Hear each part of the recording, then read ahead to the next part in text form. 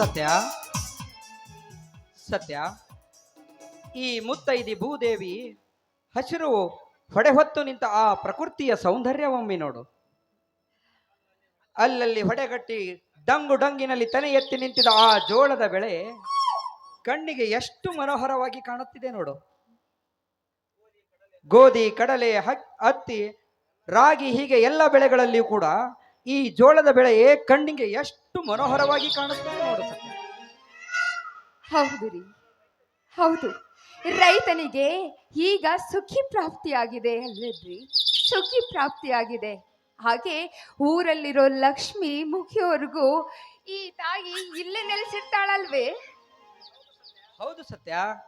ಎಲ್ಲ ರೈತರ ಹೊಲದಲ್ಲಿ ಮುಖ ಮೇಲೆ ಮಾಡಿ ನಿಂತು ತಂಗಾಳಿಗೆ ಕುಣಿದು ಬೀಸುವ ಆ ಜೋಳದ ತೆನೆ ಕಣ್ಣಿಗೆ ಎಷ್ಟು ಮನೋಹರವಾಗಿ ನಿಂತಿದೆ ನೋಡು.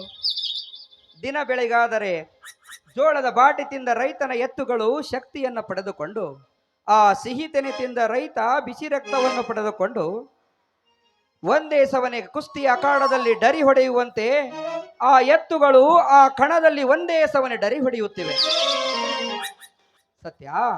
ಈ ಸುಗ್ಗಿಯ ಸಡಗರ ಒಂದು ರೀತಿಯಲ್ಲ ಸತ್ಯ, ಒಂದು ರೀತಿಯಲ್ಲ, ಅದು 100 ತರಹ, 1000 ತರಹ.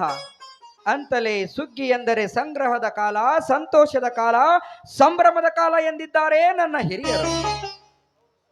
ಹೌದು ಸ್ವಾಮಿ, ಈ ಸುಗ್ಗಿಯ ಕಾಲ ನಾಡಿನ ಜನಕ್ಕೆ ಹಿಗ್ಗಿನ ಕಾಲ ರೀ, ಹಿಗ್ಗಿನ ಕಾಲ. ಅಷ್ಟೇ ಅಲ್ಲ, ಸುಗ್ಗಿಯ ದುಡಿತ, ಹಾಗೆ ರೈತ ಹಾರಾಡುತ್ತಾ ಹಾಡುತ್ತಾ ಹಕ್ಕಿ ಹೊಡೆಯುತ್ತಾ ಅವನು ಸಂತೋಷದಿಂದ ಇರುವಂತ ಕಾಲ ರೀ, ಸಂತೋಷದಿಂದ ಇರುವಂತ ಕಾಲ.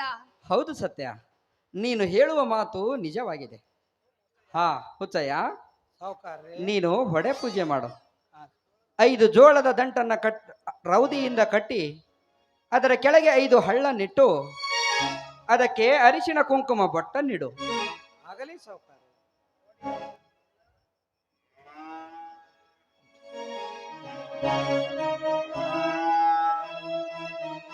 ಈಗ ನೈವೇದ್ಯವನ್ನು ಪೂಜಿಸು ಹುಚ್ಚಯ್ಯ.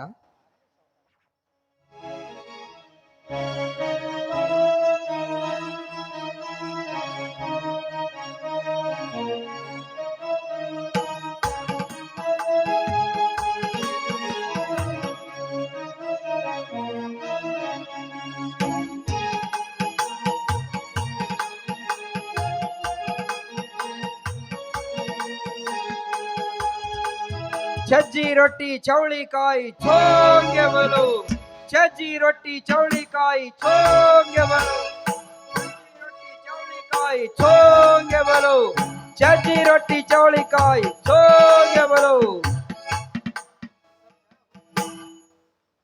ಸತ್ಯ, ಹುಚ್ಚಯ್ಯ, ಈ ಪಂಚಮಹಾಭೂತದಿಂದ ಕೂಡಿದ ಅಡಿಗೆ ನಿಸರ್ಗದಲ್ಲಿ ಪಂಚಮಹಾಭೂತಗಳಿಂದಲೇ ಹುಟ್ಟಿಕೊಂಡಿದೆ.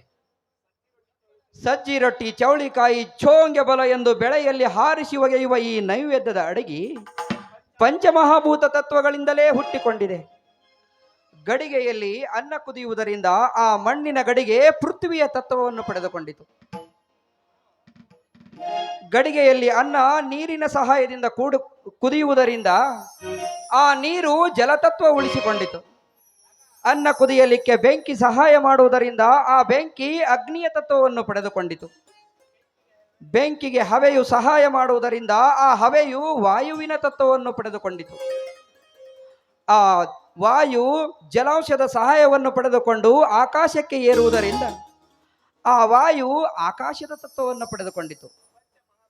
ಸತ್ಯ, ಪಂಚಮಹಾಭೂತದಿಂದ ಹುಟ್ಟಿದ ಈ ಅಡಿಗೆ ನನ್ನ ರೈತ ಇಂದು ಜಗತ್ತಿನ ಎಲ್ಲ ಪಂಚಮಹಾಭೂತಗಳಿಗೂ ಅಷ್ಟ ದಿಕ್ಪಾಲಕರಿಗೂ ಆ ಅನ್ನಪೂರ್ಣೇಶ್ವರನ್ನು ಪೂಜಿಸಿ ನಮಿಸುತ್ತಾನೆ ಸತ್ಯ, ನಮಿಸುತ್ತಾನೆ. ಹೌದು ರೀ, ನೀವು ಹೇಳ್ದಾಗೆ 2 ಎಡೆಗಳನ್ನ ತಂದಿದ್ದೀನಿ. ಒಂದು ಗಾಣ ದೇವತೆಗೂ, ಮತ್ತೊಂದು 7 ತಾಯಿಯ ಮಕ್ಕಳಿಗೂ. ಬಾಣ ಹಿಡ್ಕೊಂಡು ಬರಲಿ ಹುಚ್ಚಯ್ಯ.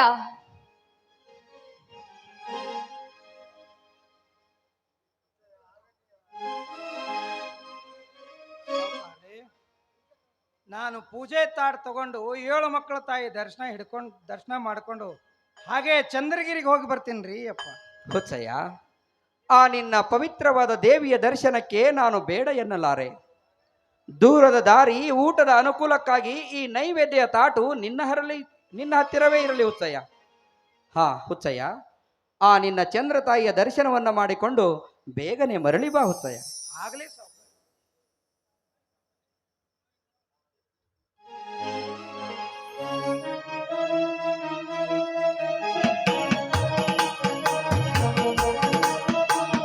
ಅಲ್ರಿ, ಹುಚ್ಚಯ್ಯ ಹೇಳ್ದಂಗ ಆಕಳು ಹೊಟ್ಟೆಯಲ್ಲಿ ಹೆಣ್ಣು ಮರಿಗಳೇ ಹುಟ್ಟಕತ್ತವ. ಅದೇ ನಮ್ಮ ಆಕಳು ಹೊಟ್ಟೆಯಲ್ಲಿ, ಮೂರನೇ ಆಕಳು ಹೊಟ್ಟೆಯಲ್ಲಿ ಹೋರಿ ಹುಟ್ಟಿದ್ರೆ ಸಿದ್ದರಾಮೇಶ್ವರನಿಗೆ ಗೂಳಿ ಬಿಡ್ಬೇಕು. ಅದು ಜ್ಞಾಪಕ ಇದೆ ಅಲ್ವೇ? ಓಹೋಹೋ, ಜ್ಞಾಪಕದಲ್ಲಿ ಇರದಿದ್ದರೆ ಹೇಗೆ ಸತ್ಯ? ಈ ನಮ್ಮ ಹುಚ್ಚಯ್ಯ ನಮ್ಮ ಮನೆಯಲ್ಲಿ ಇಂದು ನಿನ್ನೆಯಿಂದ ಒಕ್ಕಲತನ ಮಾಡುತ್ತಿಲ್ಲ.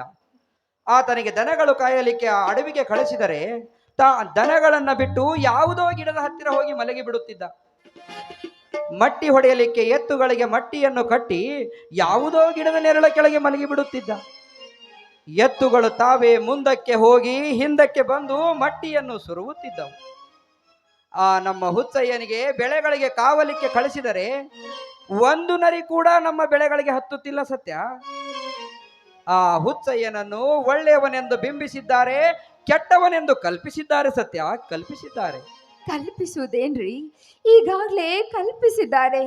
ಹೊಳೆಯ ದಂಡೆಯಲ್ಲಿ ಸಾಹುಕಾರನ ಮನೆಯಲ್ಲಿ ಹುಚ್ಚಯ್ಯ ಈ ಎಲ್ಲವನ್ನೂ ಮುಟ್ಟುತ್ತಾನೆ ಎಂದು ಹಳ್ಳದ ದಂಡೆಯಲ್ಲಿ ಮಹಿಳೆಯರು ಮಾತನಾಡ್ಕೊಳ್ತಾರೆ. ಕಲ್ಪಿಸಲಿ ಬಿಡು ಸತ್ಯ. ಈ ನಾಯಿಗಳು ಅಜ್ಞಾನಿಯನ್ನು ನೋಡಿ ಬಗಳುತ್ತವೆ, ಸುಜ್ಞಾನಿಯನ್ನು ಕೂಡ ನೋಡಿ ಬಗಳುತ್ತವೆ. ಹಾಗೆ ಈ ಊರಿನ ಜನ. ನಾಯಿಯನ್ನು ಸಾಕಿದ ಮಾಲೀಕನಿಗೆ ಯಾರು ಅಂಜೋದಿಲ್ಲ ರೀ.